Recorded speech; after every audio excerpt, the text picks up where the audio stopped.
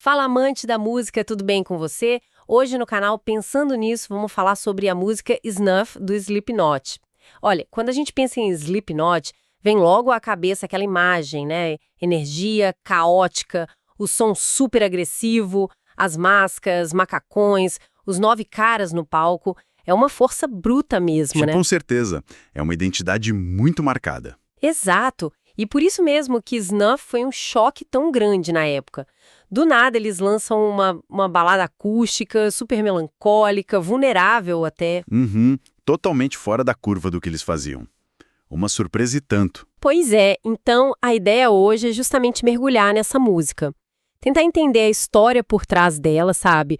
O que essa letra tão densa quer dizer, qual era o clima ali na época do All Hope Is Gone e o impacto que ela teve, né, nos fãs, na banda. Isso. A gente pesquisou bastante, né? Entrevistas, artigos, o que os fãs comentam por aí e a própria letra, claro. A proposta é essa, então, desvendar as camadas de Snuff. Não é só mais uma música deles, né? Tem algo mais ali. Exato.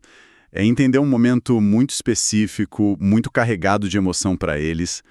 Vamos tentar ligar os pontos. A criação, a letra, o clipe, o que veio depois. Perfeito. Para a gente se situar, então, Snuff foi o último single do álbum All Hope Is Gone. O álbum saiu em 2008, mas o single mesmo, com clipe e tudo, só em setembro de 2009. E é super importante entender como estava o Slipknot na gravação desse álbum lá por 2008. Assim, pelo que a gente levantou, o clima não era dos melhores, não. Tinha treta interna, né? Muita. Várias fontes falam de conflitos sérios entre eles. Frustração com a indústria, com a dinâmica da banda, sabe? Pressão pós-sucesso. Ao mesmo tempo, tinha uma galera querendo experimentar mais, sair da fórmula. O que devia gerar mais atrito ainda, imagino. Exatamente. E soma a isso os problemas pessoais que vários deles estavam enfrentando fora da banda. Família, saúde, relacionamentos. Era um caldeirão mesmo. Um ambiente bem volátil para criar um álbum. E aí entra a origem da letra de Snuff, que é bem pessoal, né? Ligada diretamente ao Corey Taylor. Totalmente. Isso é consenso em todo lugar. Ele escreveu durante ou logo depois do fim do primeiro casamento dele com a Scarlett Stone. O divórcio foi no fim de 2007. Quer dizer, quando eles entraram em estúdio em 2008, a ferida do Corey estava ali bem aberta. Exato. E ele falou sobre isso abertamente depois. Sim, eu lembro de ler entrevistas dele falando que foi uma das mágoas mais pesadas que ele já sentiu. Usou até a imagem de ter um buraco no peito, falou da dificuldade de lidar com aquilo tudo. Tem uma citação dele para Kerrang, que é bem forte também. Ah, eu acho que sei qual é. Que ele fala que a música era sobre alguém que ajudou muito, mas que decepcionou feio no final. Essa mesma. E que essa decepção meio que forçou ele a se olhar, a se redescobrir na dor. A letra vira quase um diário desse momento, né? Totalmente. E como que essa música tão pessoal foi parar no álbum do Slipknot? Porque parece que não era a intenção inicial dele, né? Não era mesmo.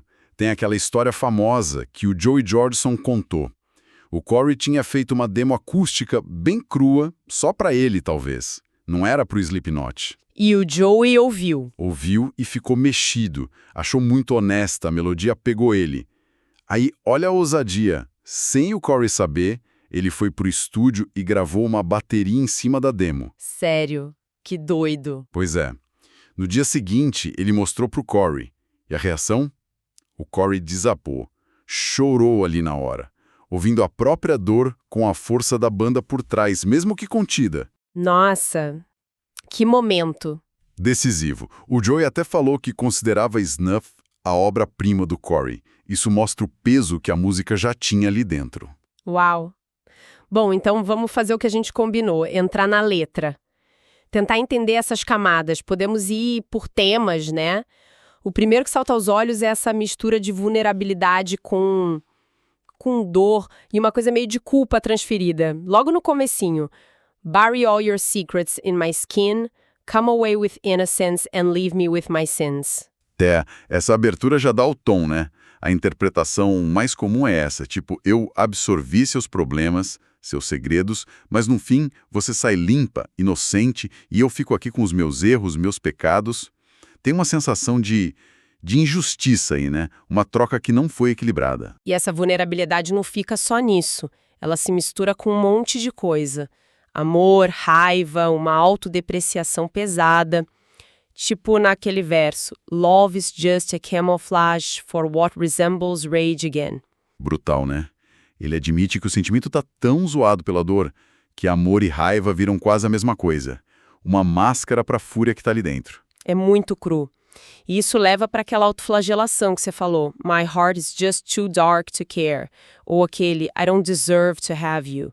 É pesado demais. Sim, é como se ele assumisse a culpa toda pelo fim, sabe? Se sentindo indigno do amor que perdeu. É a autossabotagem falando alto ali no meio do sofrimento. Coisa comum em términos, mas raramente dita assim, tão na cara. E no meio dessa confusão toda vem aquele pedido estranho, né? So if you love me, let me go and run away before I know. É um paradoxo doloroso. O pedido de amor é o abandono. Parece que ele não tem força para cortar o laço. Então ele pede, vá embora logo antes que eu mude de ideia ou tente impedir. É um pedido de ajuda para se salvar, mesmo que doa mais agora. Faz sentido. E essa vontade de distância parece vir também da sensação de ter sido atraído, abandonado. A letra não alivia nisso. You sold me out to save yourself. Direto e reto. Sim, a percepção de ter sido usado, sacrificado para o outro seguir em frente. E a desilusão é tão grande que ele generaliza. You ran away, you're all the same.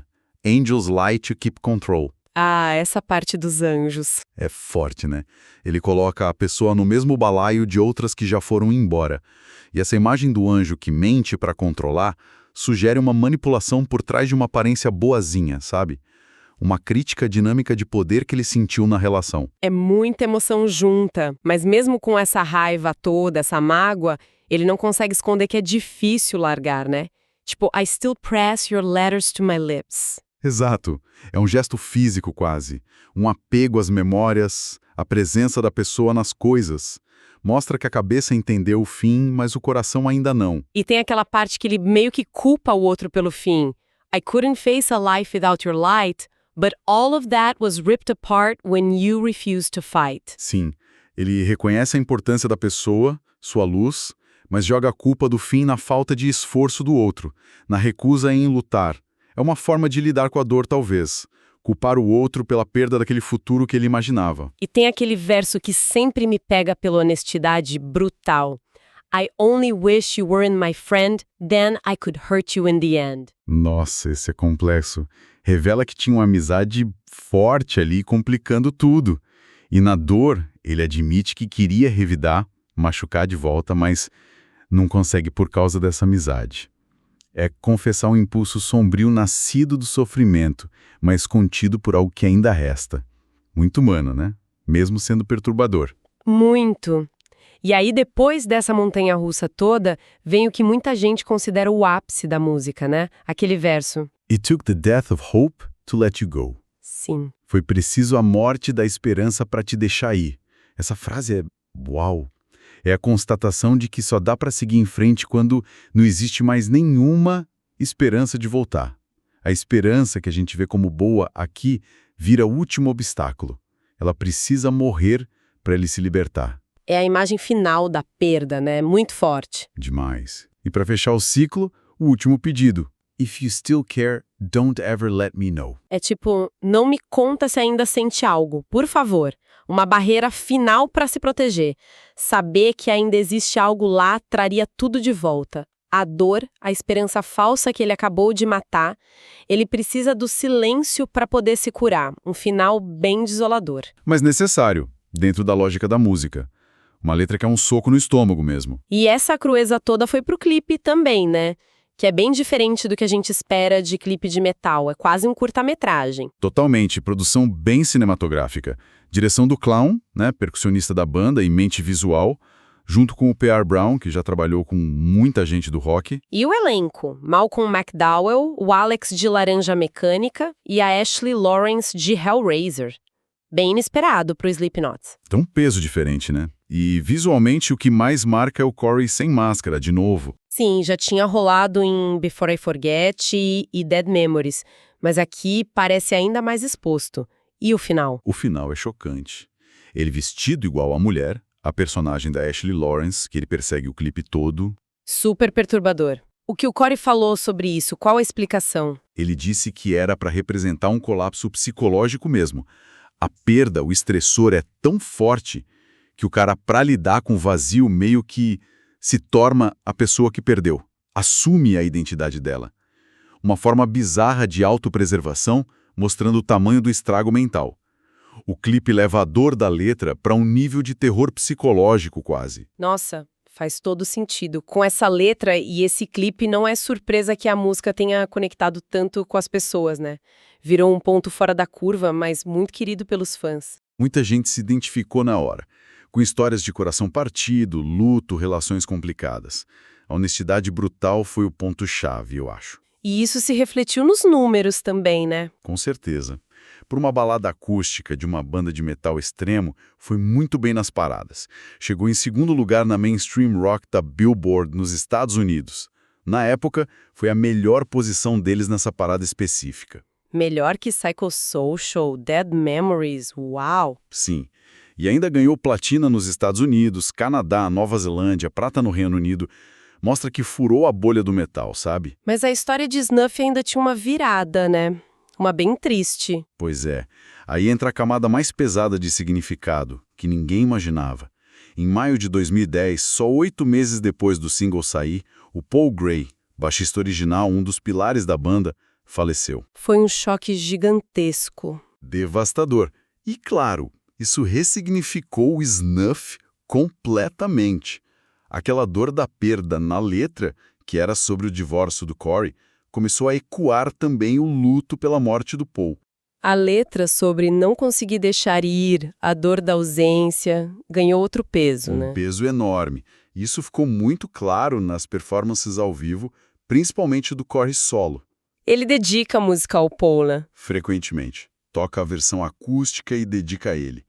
O que nasceu como a dor pessoal do divórcio virou também um tributo público compartilhado ao amigo perdido. A música se tornou um jeito de expressar diferentes lutos. Ligou a dor individual do Corey à dor coletiva da band e dos fãs pela falta do Paul. É um exemplo muito forte de como a arte muda com o tempo. Incrível mesmo como uma música carrega tanta história e se transforma. Então, resumindo, Snuff é esse momento raro de vulnerabilidade total do Slipknot. Nasceu da dor pessoal do Corey, do divórcio, e por ser tão honesta, tão crua, conectou fundo com quem já sentiu algo parecido. Perda, raiva, culpa. Exato. E o mais fascinante é como o significado se expandiu. Não ficou preso à origem.